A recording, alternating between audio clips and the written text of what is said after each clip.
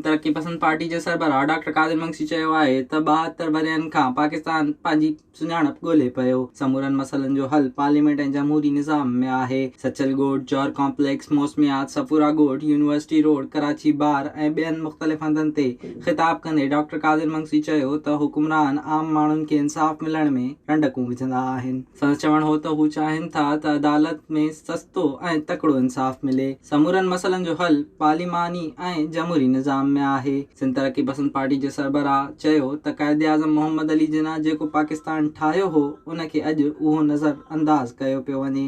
ही रियासत मज़हब जी बुनियाद ते नाहे ठही। रियासत सां मज़हब जो को बि वास्तो नाहे। STP सरबराह चयो त माण्हुनि खे पीअण लाइ पाणी न पियो मिले, न ई वरी अस्पतालुनि में इलाज जूं सहूलतूं आहिनि। ڈاڪٽر قادر मगसी चयो त कराची सिंध ऐं सिंध माउ आहे, इन लाइ अंदरून सिंध वारे लफ़्ज़ जो इस्तेमालु बंदि करणो पवंदो। संदसि चवण हो त MQM 40 वरियनि ताईं कराची ते हुकुमरानी नाहे कई। इन जो बुनियाद जनरल ज़िया रखियो।